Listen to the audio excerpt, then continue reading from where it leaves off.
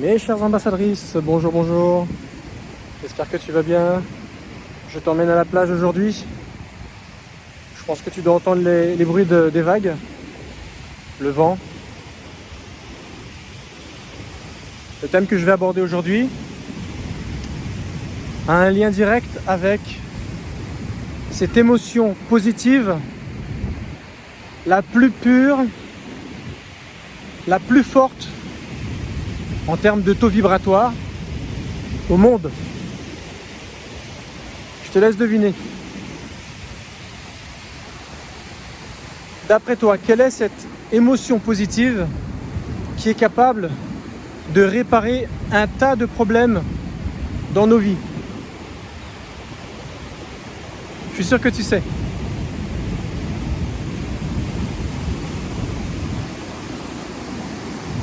Oui, oui. C'est bien ça. C'est l'amour.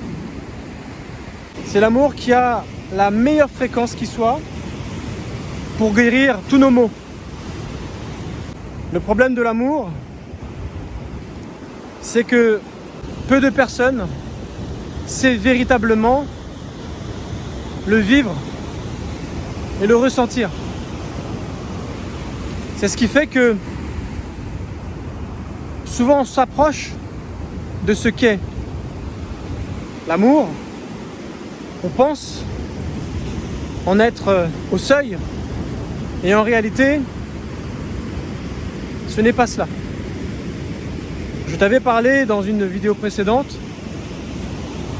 que l'émotion négative, l'unique qui donne une quantité de ressenti, c'était la peur. Eh bien, je peux t'assurer que l'amour, à elle toute seule, est capable littéralement de faire taire cette émotion négative. Mais alors du coup, c'est quoi l'amour? C'est quoi la définition de l'amour? Quelle définition donnerais-tu, toi, à l'amour? Tu serais étonné si jamais tu posais cette question à différentes personnes de leur réponse. Chacun aurait sa propre réponse. Et je peux t'assurer que même toi, si jamais tu réfléchis, d'ailleurs je t'invite à faire cet exercice au moment même où tu regardes cette vidéo, pose-toi la question et essaye de te donner ta définition de l'amour. La définition de l'amour, le vrai, ce n'est pas quelque chose pour lequel on retire constamment quelque chose. La vraie définition de l'amour, c'est essentiellement faire des efforts. Essentiellement faire des efforts. Alors tu vas me dire, ouais mais quel est le rapport avec ce qu'on est censé obtenir dans nos vies pour que ça soit agréable à vivre? Et là, je suis d'accord avec toi. Quand on aime quelqu'un, on lui donne de l'attention, on lui donne de l'affection, on lui donne de la considération, on lui montre par notre regard, nos gestes, on lui montre par nos actions qui prouvent que ben voilà, si jamais cette personne a besoin de quelque chose, cette personne, il lui arrive quelque chose de grave, ben ça nous fait réagir. Ça nous met en action pour éviter un malheur, éviter une difficulté, et ça nous plonge bien sûr dans une certaine peur, tristesse, parce qu'on ne veut pas qu'il lui arrive quoi que ce soit à cette personne. C'est tout à fait logique. Cette définition de l'amour, elle est limitée. Parce que l'amour, ce n'est pas retirer quelque chose de l'autre. Donner et attendre un retour. La véritable définition de ce qu'est l'amour, c'est constamment faire des efforts. C'est un amour inconditionnel, universel, où on donne de soi, mais à aucun moment on attend en retour. Quand tu regardes la définition de ce qu'est l'amour dans un livre sacré qui s'appelle la Bible, les Saintes Écritures, tu serais étonné de lire que l'amour n'est pas jaloux. L'amour ne tient pas compte du mal subi. L'amour croit tout, endure tout. L'amour n'est pas orgueilleux. L'amour est patient, est bon. L'amour est bienveillant. C'est que des choses comme ça. C'est que des choses qui te poussent, en fait, à donner à l'autre. Qui te poussent à faire des efforts. Ce qui fait que si jamais tu rencontres des difficultés, en réalité, tu as le comportement qu'il faut pour faire en sorte que la situation, la relation avec l'autre, se passe bien. Que l'autre en face comprenne que ton attitude, ta façon d'agir, tes pensées, tes actions sont là véritablement pour son bien. Et le pire, c'est que dans tout ça, tu n'attends rien de cette personne en retour. Quand tu fais ces choses, en réalité, c'est une invitation à ce que l'autre fasse pareil, même si elle ne le fait pas. Mais ça va tellement toucher l'autre personne que tu serais étonné de voir à quel point tu pourrais en retirer beaucoup de choses sans même les demander. C'est pour ça que je te dis que l'amour est la vibration et la qualité humaine la plus grande au monde, la plus belle, la meilleure, qui est capable de penser, mais alors, tous les problèmes que nous pouvons vivre. Alors il y a plusieurs déclinaisons de l'amour. L'amour tel que je te le décris là, c'est-à-dire où on n'attend rien en retour, cet amour inconditionnel, où on est prêt à donner de son temps, de son énergie, de ses moyens, de ses pensées, de tout ce qu'on peut fournir comme travail sur soi pour l'autre, sans rien attendre en retour de la personne. Pas d'argent, pas de compensation, même pas un merci, rien.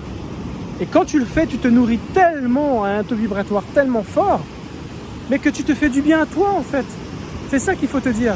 En plus de faire du bien à l'autre, tu te fais du bien à toi. C'est ça qui est impressionnant avec cet amour. Une autre déclinaison, c'est l'amour que nous pouvons ressentir à l'égard de nos enfants. C'est un amour qui est, on va dire, familial, parental. Il y a une certaine limite à cet amour. Il y a des choses que tu ne peux pas faire sur le plan charnel. Tu peux avoir une certaine attention, une certaine proximité, mais c'est un amour qui interdit, bien sûr, d'aller au-delà de certaines actions charnelles. Une autre déclinaison de l'amour, c'est l'amour amical vis-à-vis de ton semblable, homme ou femme, peu importe. Tu as un profond amour pour cette personne, mais ça n'a rien à voir avec un amour sentimental. C'est complètement relationnel, amical. Tu es capable d'aider cette personne, d'avoir beaucoup de bienveillance, beaucoup de bonté. Tu l'apprécies pour ce qu'elle est, tu la respectes. Tu aimes beaucoup ces échanges que tu peux avoir. Ça élève ton taux vibratoire au niveau de l'amour et également le sien, de par vos échanges, de par les discussions que vous pouvez avoir. Ça enrichit, on va dire, votre être. Une autre déclinaison de l'amour, c'est l'amour sentimental. L'amour où tu peux avoir des sentiments amoureux et du coup avoir des relations sexuelles avec cette personne, tout simplement parce que c'est un amour qui te permet de consommer la chair.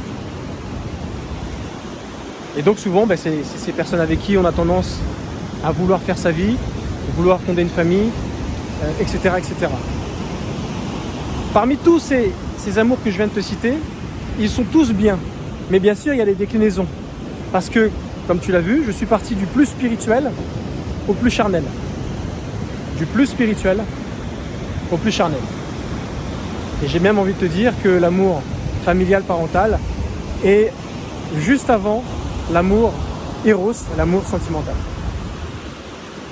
Voilà ce que j'avais à te dire par rapport à cet amour. Je t'invite énormément à travailler cet amour, ne pas hésiter à donner de ta personne pour donner le meilleur de toi dans ce domaine. Pourquoi je te dis ça? Parce qu'en réalité, tu vas en ressentir énormément de bienfaits. Tu vas pouvoir régler beaucoup de problèmes que tu peux avoir si tu te laisses toujours guider par cet amour. L'amour te fera toujours trouver les solutions adéquates pour améliorer une situation. Toujours. Bien sûr, l'amour a une limite. Une personne qui ne mérite pas ton amour, qui en abuse, tu ne peux plus continuer de lui donner. Ne garde pas cet amour pour toi, donne-le aux autres, dans la mesure du possible, en fonction des déclinaisons que je t'ai décrites. Si tu vis avec une personne qui est manipulateur, pervers narcissique, qui fait beaucoup de chantage, qui est dur à vivre, jusqu'au bout, essaye de lui donner et lui faire comprendre, d'essayer de lui faire raisonner qu'au travers de tes actions, tu puisses lui donner une leçon de vie. Cette personne, elle sait pertinemment qui tu es et tout ce que tu donnes de bon. Tu n'es pas obligé de lui donner un cours, mais comme tu veux sauver ta relation amoureuse avec cette personne, tu es prêt à entamer le dialogue, tu es prêt à faire des concessions, tu es prêt à nouveau donner ta personne d'une façon différente pour l'inviter également à faire de même.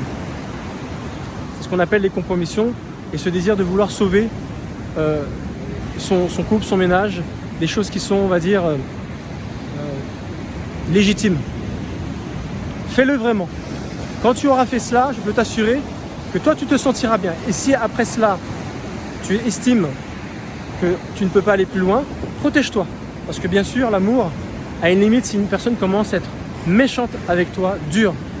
Le seul moyen, c'est d'arrêter tout simplement la relation. Et la personne comprendra que voilà, il y a forcément une limite à toute chose.